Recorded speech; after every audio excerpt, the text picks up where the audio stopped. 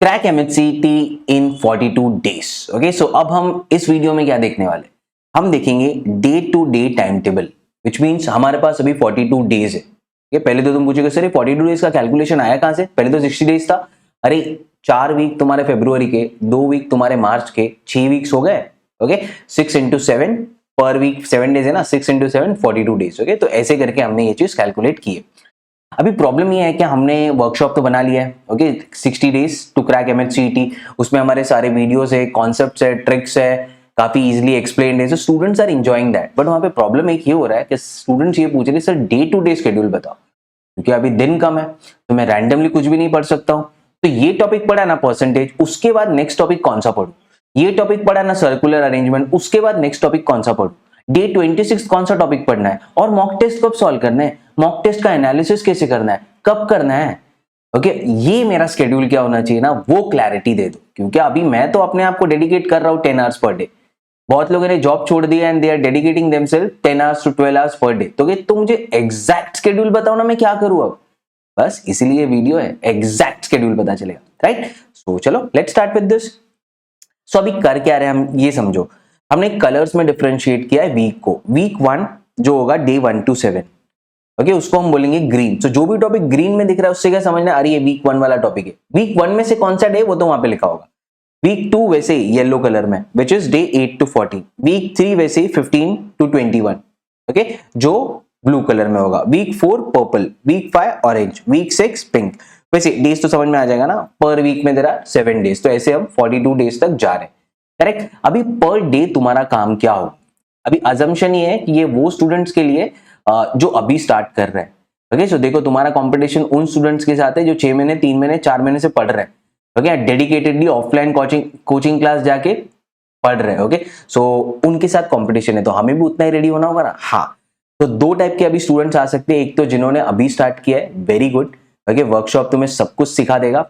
दूसरे ऐसे स्टूडेंट जो कोचिंग क्लासेस से हार चुके इन द सेंस उन्होंने अपनी पूरी जान लगा दी कोचिंग क्लास में, बट उन्हें कुछ समझ में नहीं आया। अभी भी उनको 70-80 मार्क्स आ रहे हैं मॉक टेस्ट में और उन्हें समझ में नहीं आ रहा है अभी करना क्या है। This is the solution for you. Okay, and trust me, just trust me once, this is the best solution for you. बस ये वर्कशॉप देख लो एक बार। ओके, तुम्हें अभी लग रहा होगा क्या सर प्रमोट कर रहे हो, प्रमोशन कर रहे हो, जस्ट वॉच इट वंस। एक बार तुम उसका कॉन्स देख लो, एलआर देख लो, you will understand what am I saying. ऐसे ट्रिक्स, ऐसे कॉन्सेप्ट इस तरीके से पढ़ना you would have never seen before. Okay, so इसी पे इसके कॉन्फिडेंस पे मैं इतना बोल रहा हूँ that you will be able to crack this exam. Okay, क्योंकि इतना मेहनत करके I put my heart into this और ये वर्कशॉप बना है। अगर तुमने भी उतने ही दिल से देख लिया ना, no power in the world can stop you to get into the top 3 colleges in MBA CET. Okay, बस यही करना है। So just believe me and watch this workshops. ठीक है, so पहले क्या करना है तुम्हें, पर डे तुम्हें 3 to 4 आवर्स वर्कशॉप देखना है। कौन सा टॉपिक देखना है बाद में बता रहा हूँ। उसके बाद क्या करना है, जो भी तुमने टॉपिक सीखा ना, हाँ परसेंटेज सीख लिया, उस पर क्वेश्चन सॉल्व कर। क्वेश्चन सॉल्व करने के 2 तरीके, टेस्ट और बुक। तो टेस्ट क्या होगा, परसेंटेज पे एक टॉपिक टेस्ट मिल जाएगा, सॉल्व कर लो थोड़े प्रॉब्लम्स, बस हो गया। बाकी तो हम मॉक टेस्ट में सॉल्व करने वाले हैं।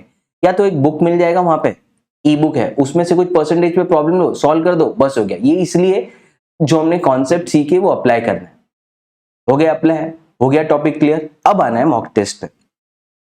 तो मॉक टेस्ट कितने सॉल्व करने हैं वो मैं बताऊंगा कि डे 1 पे एक मॉक टेस्ट, डे 3 पे एक, डे 4 पे एक।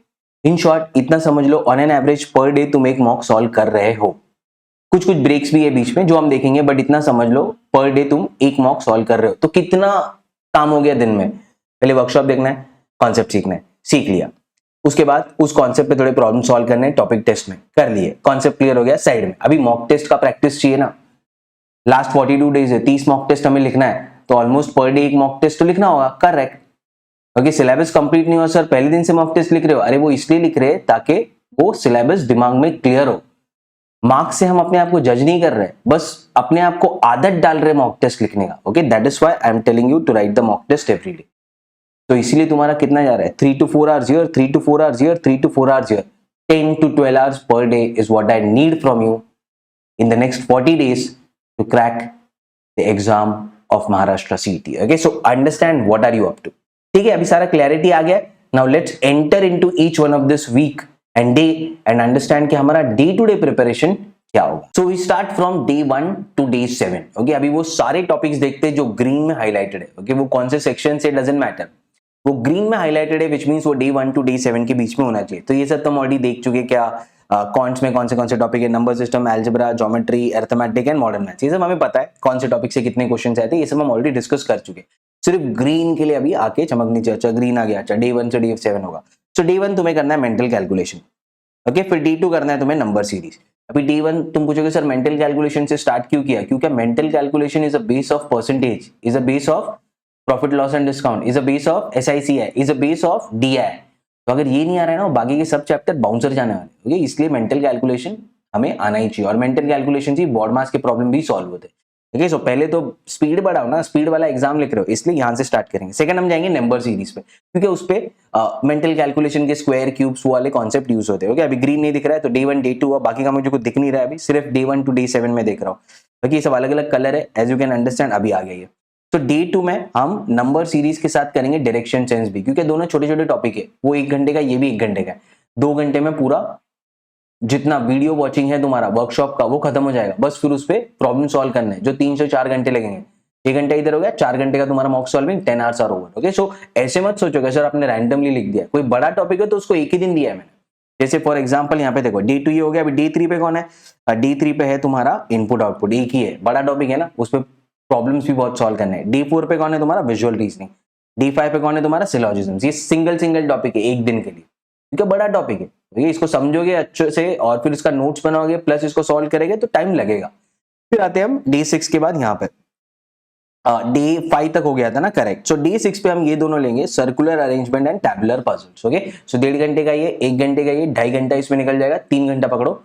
उसके बाद इसमें प्रॉब्लम सॉल्व करने। सो अगेन 3 घंटा, 6 घंटे में तुम्हारा पूरा सिलेबस कवर हो गया। फिर आते हैं हम डे 7 पे, जहां पे हम करेंगे row arrangement and sequencing based puzzle. तो इसको बनाया भी एक जैसे ही, वही 3 घंटा लगेगा, 3 से 4 घंटा सॉल्विंग लगेगा, 6 से 7 घंटा हो गया। फिर तुम 4 घंटा एक मॉक लिख लोगे, 3 से 4 घंटा हो गया, 10 से 11 घंटा। तो प्रॉपर शेड्यूल है, ऐसा मत सोचो हवा में बनाया है, ठीक है। बहुत सोच के विद प्रॉपर स्ट्रेटेजीज ये बनाया है। फिर हम करेंगे डे 5 पे एक मैथमेटिकल ऑपरेशंस भी हम कर रहे हैं विथ व्हाट, विथ योर सिलॉजिज्म्स, क्योंकि मैथमेटिकल ऑपरेशन बहुत ही छोटा टॉपिक है। तो नहीं मैंने तो बहुत डिफिकल्टी से इसको पढ़ा। अरे एक बार वर्कशॉप तो देखो, ये वर्कशॉप में जैसे कॉन्सेप्ट बताए, जो ट्रिक्स बताए, उसके बेसिस पर है। इतना इजी कर दिया हमने मैथमेटिकल ऑपरेशन को, एक 5th स्टैंडर्ड का बच्चा भी सॉल्व कर लेगा, क्योंकि दिमाग लगाना ही नहीं है। मैंने 2 रूल बना दिए, वो 2 रूल अप्लाई करने और हर प्रॉब्लम सॉल्व हो जाएगा। Just go out there and check it and you will understand what am I talking about. जब मैंने डे 5 पे ये 2 टॉपिक रखे तो कुछ सोच के रखा है, राइट। तो हो गया हमारा डे 7 तक। हाँ, क्या फिनिश हुआ और क्यों इस टॉपिक को हमने फर्स्ट वीक में लिया, क्योंकि देखो तुम्हारे MBA CET का हार्ट क्या है, रीजनिंग ना। रीजनिंग से तो पेपर भरा हुआ है हमारा। रीजनिंग में भी सबसे इंपॉर्टेंट टॉपिक कौन से, ये जो ग्रीन में अभी, इससे क्वेश्चंस आने और भर भर के आने। तो इसमें हमारा एक्यूरेसी 100% होगा, कुछ रॉन्ग नहीं होने वाला। अनलेस सर्कुलर पजल कुछ बहुत ही डिफिकल्ट आ जाए और हमारा क्लिक ना हो तो फिर ठीक है, बट वैसा नहीं होगा। जैसे हम पढ़ रहे हैं, कितना भी डिफिकल्ट आ जाए हम एग्जाम में सॉल्व कर पाएंगे। तो हमने क्या कर दिया, MBA CET का हार्ट रीजनिंग के हार्ट ये सारे टॉपिक फर्स्ट वीक में ही फिनिश करके साइड में कर दिए। इसके बाद अगर हम मॉक टेस्ट लिख रहे हैं ना, तो we will be at better position, ठीक है सर। डे 1 to डे 7 कौन से टॉपिक्स पढ़ने हैं वो तो क्लियर हो गया। अब बताओ ना डे 1 to डे 7 में हम मॉक कौन से सॉल्व करेंगे। ये देखो मॉक 1 2 3, मॉक 4 5 6। डे 1 पे मॉक 1, डे 3 पे मॉक 2, वैसे मॉक 1 2 3, डे 1 3 4।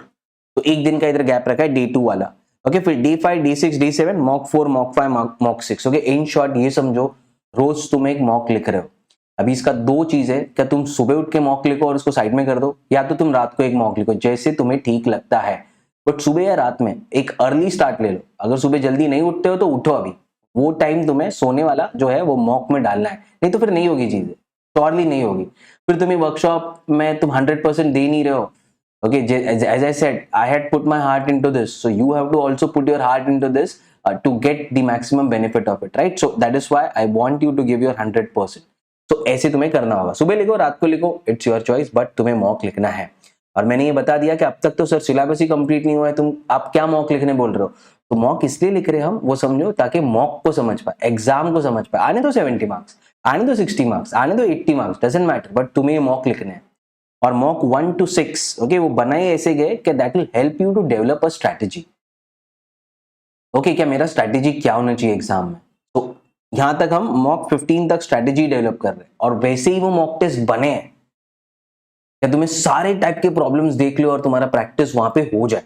ओके, सो बी रेस्ट अश्योर्ड, यहाँ पे भी तुम्हारा एक मेजर प्रैक्टिस हो रहा है। जब तक तुम्हारा सिलेबस कंप्लीट होगा तुम्हारा दिमाग एकदम क्लियर हो चुका होगा तो मुझे क्या करना है और एग्जाम में मैं क्या करूंगा, राइट। सो काफी क्लियर है। सो ठीक है, हमने फर्स्ट वीक में क्या कर दिया, ग्रीन में 6 मॉक टेस्ट लिख दिए, ठीक है।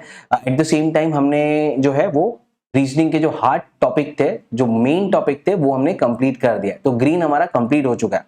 सेकेंड वीक के लिए कौन सा कलर है, चलो आ जाओ यहाँ पे। सेकेंड वीक के लिए कौन सा कलर है, येलो कलर। तो येलो कलर में कौन सा टॉपिक आ रहा है, लेट्स चेक इट, ये, और कहीं जाना नहीं है। सेकेंड वीक मीन्स अरिथमेटिक, और कुछ नहीं है। कहां से स्टार्ट हो रहा है, D8। तो D8 कहां पे, D8 time speed and distance D9, time and work D10, percentage D11। एक दिन में एक टॉपिक रखा है क्योंकि ये बड़े टॉपिक्स है। परसेंटेज 4 घंटे का है, टाइम स्पीड डिस्टेंस 4 घंटे का है, टाइम एंड वर्क 4 घंटे का है, राइट। सो उसमें टाइम लगेगा, और I am expecting a lot of questions from this, क्योंकि इससे DI डिराइव हो रहा है, क्योंकि इसमें हम टाइम डाल रहे हैं, DI में हम टाइम कम डालेंगे। ये समझने वाली बात है, इसीलिए इसके लिए हम एक टॉपिक के लिए एक दिन दे रहे हैं, क्योंकि काफी क्वेश्चंस इससे एक्सपेक्टेड है। तो डे 11 में आ गया SICI, डे 12 में आ गया profit loss and discount, day 13 में आ गया मिक्सचर्स एंड एलिगेशन, डे 14 में आ गया ratio proportion and average. That's it, done.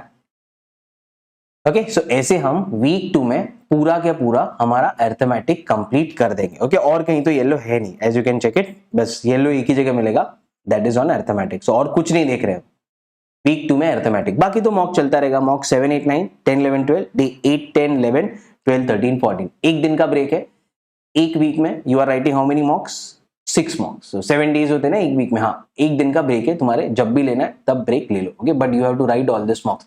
In short, रोज सुबह उठ के ये अभी शेड्यूल बन जाना चाहिए कि हमें एक मॉक लिखना है। तो अभी हुआ क्या है, 2 वीक कंप्लीट हो गए, करेक्ट। और हमारा क्या सिलेबस कंप्लीट हो गया, मेजर सिलेबस कंप्लीट हो रहा है, जो बहुत इंपॉर्टेंट है एग्जाम से। रीजनिंग हार्ट है, रीजनिंग में जो मेन टॉपिक्स है वो कंप्लीट हो चुके। एट द सेम टाइम हमारा अरिथमेटिक पूरा कंप्लीट हो चुका, कोई प्रॉब्लम नहीं है वहां पे। अरिथमेटिक कंप्लीट हो गया, which means 80% of quant QA DI section complete हो चुका है, और 70% ऑफ योर रीजनिंग सेक्शन भी कंप्लीट हो चुका है, क्योंकि हमने इंपॉर्टेंट टॉपिक्स तो पिकअप कर लिए ना। तो 70 to 80% वहां पे भी हो गया। अब तक 2 ही वीक हुए और 2 सेक्शन का 80% हम खत्म कर चुके। Getting it? इसीलिए we have to follow this schedule. Now let's enter into week 3। तो वीक 3 का कलर कौन सा है, let's check that now. This is your blue colour. Okay, so अभी देखते हैं ब्लू कलर्स में कौन से टॉपिक थे। तो अभी तो सिंपल हो गया ना, now you can also read this. Week 3 में हमारा स्टार्ट कहां से होगा, ये 7 7 कितना हो गया अभी हमारा, 14 हो चुका है 15 से। तो पहले देखते हैं डे 15 पर कौन सा टॉपिक है। तो कौन सा टॉपिक है, यहाँ पे आ जाओ। डे 15, डे 15 ब्लू में कुछ दिख रहा है, ब्लू में कुछ दिख रहा है।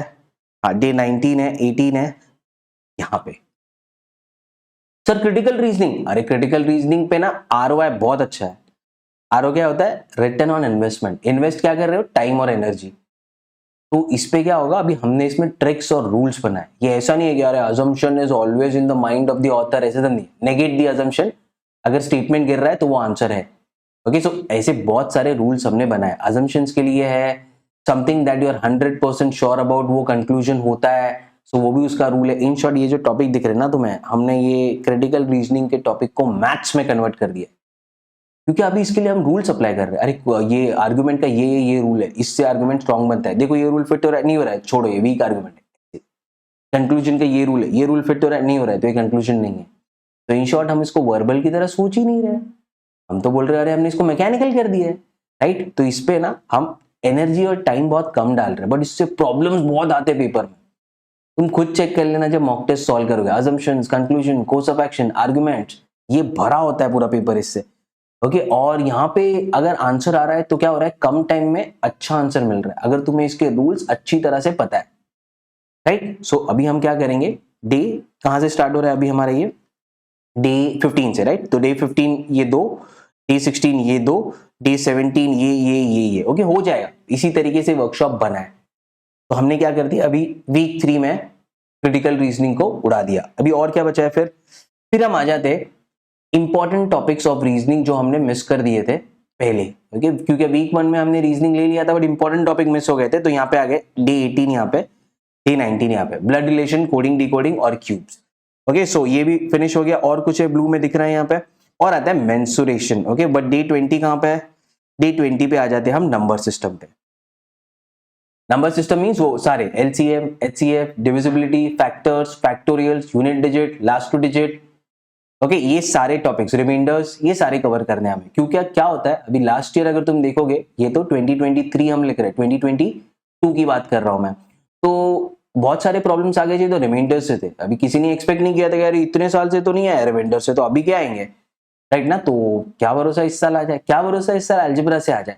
तो अभी हम ये टॉपिक पे रिस्क नहीं ले रहे, ओके। क्यों, क्या सीईटी सेल का वो आ गया है नोटिफिकेशन, उसकी वजह से ये चेंज हुआ है, ओके। सो उसके बाद अभी हम इस टॉपिक पे रिस्क नहीं लेंगे। तो डे 20 पे हम नंबर सिस्टम अच्छे से कर लेंगे, राइट। वो इतने ही टाइम चाहिए उसके लिए, बी रेस्ट अश्योर्ड, क्योंकि हम कैट लेवल पे तो पढ़ नहीं रहे। कैट लेवल पे पढ़ते तो हर एक टॉपिक को मैं एक एक दिन देता, divisibility, properties and simplification, remainders को पूरा एक दिन, ऐसा थोड़ी पढ़ रहे हैं हम बेसिक रिमाइंडर्स पढ़ रहे, बेसिक यूनिट डिजिट फैक्टर्स पे बेसिक कैसे प्रॉब्लम आ सकते हैं वो देख रहे, ओके। तो हमारे लेवल पे आके हम देख रहे, इसीलिए इतना कम टाइम लग रहा है, okay. So don't think like क्या एक दिन में सर पूरा नंबर सिस्टम कर रहे हो, वो हमारे लेवल पे कर रहे हैं, जितना सीईटी और स्पीड बेस्ड एग्जाम में वो पूछ सकते हैं। तो चलो डे 20 हो गया, डे 21 पे आता है मेंसुरेशन। ज्योमेट्री में बाकी कुछ इंपॉर्टेंट नहीं है, बट मेंसुरेशन बहुत ज्यादा इंपॉर्टेंट है, तो इसको पहले खत्म कर देना। मॉक तो हम लिखे रहे तो उसमें काम आना चाहिए ना, हाँ। तो डे 3 विच मीन्स 21 डेज हो चुका है, वीक 3 खत्म हो चुका है, and we are done with क्या, we are done with what, we are done with complete reasoning, yes. We are done with critical reasoning भी हो चुका है ना, तो ऑलमोस्ट कंप्लीट रीजनिंग हो ही चुका है, करेक्ट। अभी आर डन विथ कॉन्ट्स, जिसमें बचा क्या है अभी, अलजेब्रा और ज्योमेट्री। ज्योमेट्री में भी मेंसुरेशन हो चुका है, ठीक। बाकी वैसे ही हमने क्या किया, मॉक 13, मॉक 14, मॉक 15, डेस्कटॉप तक मॉक कितने सॉल्व हो गए, 18 मॉक सॉल्व हो चुके हैं, ओके। वीक्स कितने हो गए, वीक्स हो गए 3, ओके। विच मीन्स कितने दिन हो गए, 21 डेज में हमने 18 मॉक सॉल्व कर लिए। तो अभी क्या हो रहा है, साइमल्टेनियसली दोनों चीजें हो रही है, एक तो मेरा सिलेबस कंप्लीट हो रहा है, दूसरा मैं मॉक के लिए भी प्रिपेयर कर रहा हूँ।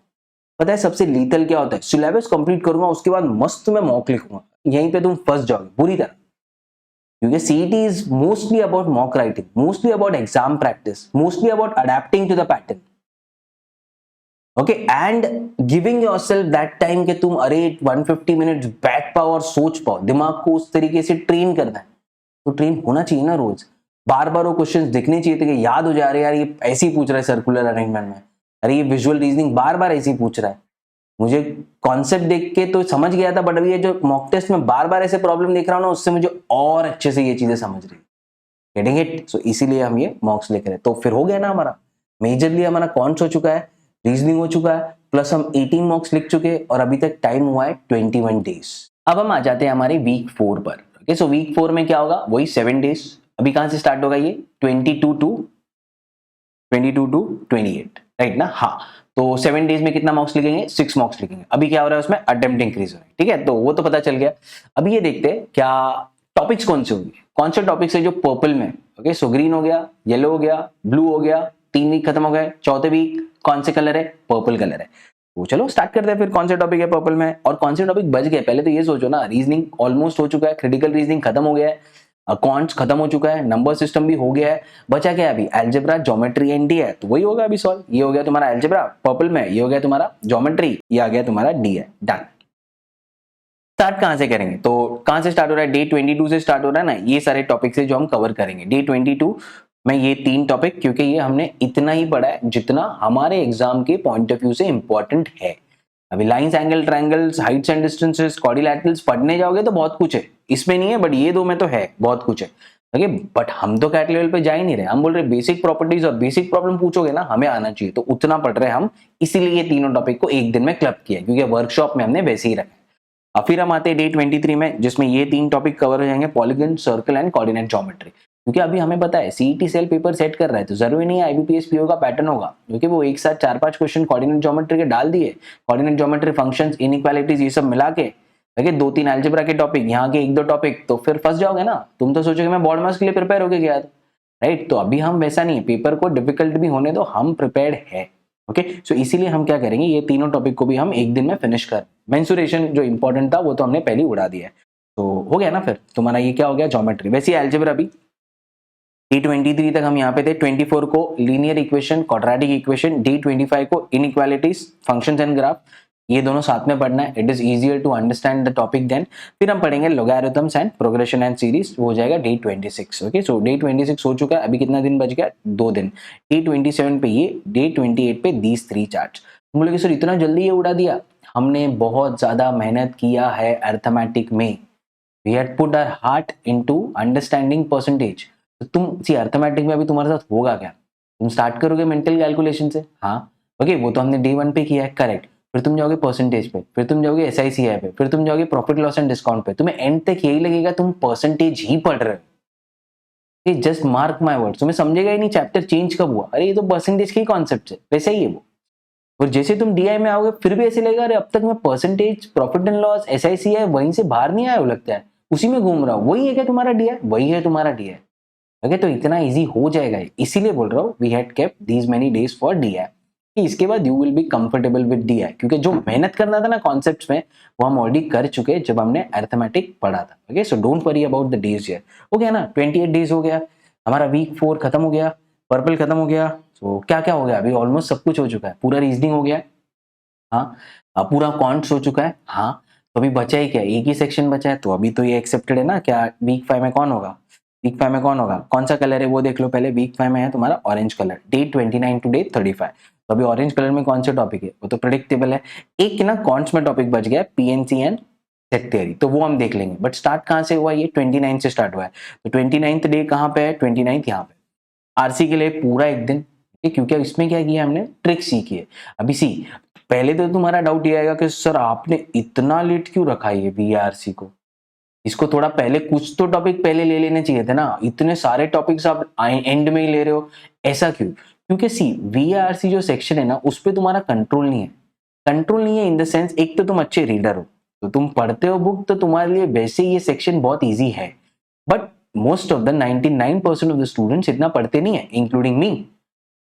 तो हम जैसे लोगों के साथ क्या होना चाहिए, यहाँ पे ना रीडिंग कॉम्प्रिहेंशन में हमने ट्रिक्स बनाए।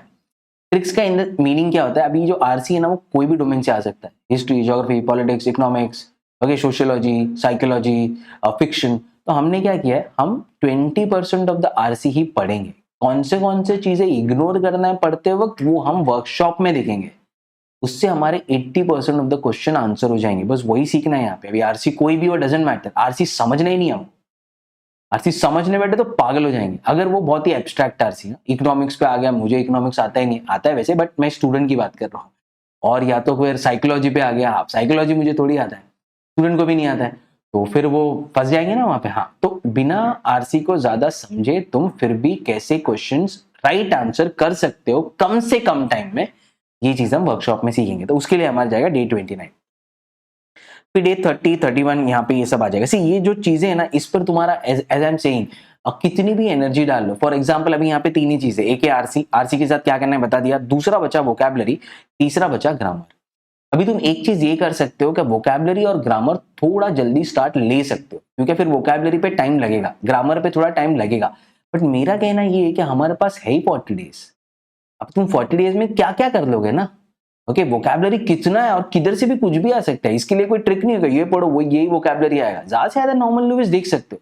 ग्रामर में रूल्स है, ओके और वो भी बेसिक इंस्टिंक्ट से सॉल्व हो जाते हैं। तो तुम इतने मॉक टेस्ट सॉल्व कर रहे हो और तुम इतने सॉल्यूशन पढ़ रहे हो ना कि तुम्हारा ग्रामर और वोकैबुलरी वहां से होते जा रहा है, क्योंकि तुम ज्यादा तो और कुछ कर नहीं सकते हो, इसके लिए क्या ही कर लोगे, करेक्ट ना। सो इसीलिए इसको एंड में रखा है, क्योंकि इस पे हमारा कंट्रोल नहीं है कि इस पे राइट आंसर आएगा ही आएगा, unless you are a good reader.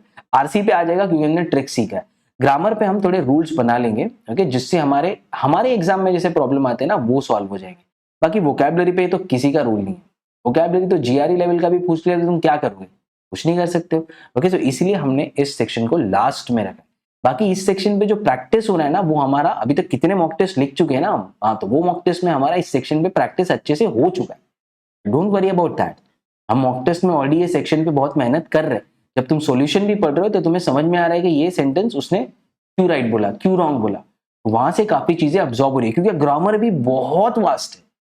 40 दिन में अगर तुम ग्रामर के लिए पूरी जान डाल दोगे तो फिर बाकी के सेक्शन तो रह ही गए ना, करेक्ट। इसीलिए जितना सीख रहे हो तो मॉक टेस्ट से सीख रहे हो, बाकी हम थोड़ा बहुत रूल जितना हमें पता होना चाहिए वो हम अप्लाई कर लेंगे, जिसे तुम बैक ट्रैक करके सोच सकते हो कि अरे इसीलिए वो प्रॉब्लम ग्रामर का रॉन्ग हुआ था, ये रूल अप्लाई नहीं हुआ था, अच्छा तो ऐसे तुम सोच सकते हो, ओके जिससे इवेंचुअली फाइनल एग्जाम में तो सारी चीजें काम आएगी ना। हाँ तो ये मत सोचो हम बहुत लेट ले रहे हैं, इसको लेट लेना ही चाहिए, क्योंकि इससे एग्जैक्ट आंसर नहीं आएगा, इन शॉर्ट इसका एक्यूरेसी बहुत कम होता है। Getting it? ओके, सो ठीक है, ये भी हो गया।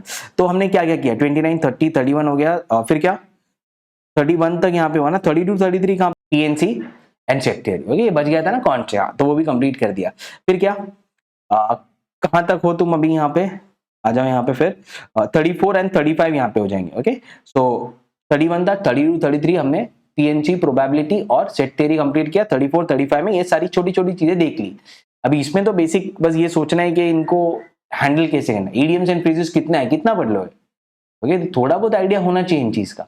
ओके, बाकी filling the blanks cloze test में तुम्हारा स्ट्रैटेजी क्या होना चाहिए, कैसे ऑप्शंस एलिमिनेट करना है, वो सब हम वर्कशॉप में सीख लेंगे। ओके, बाकी तो इट्स ऑल अबाउट इंस्टिंक्ट, क्या तुम कैसे इसको सॉल्व कर सकते हो।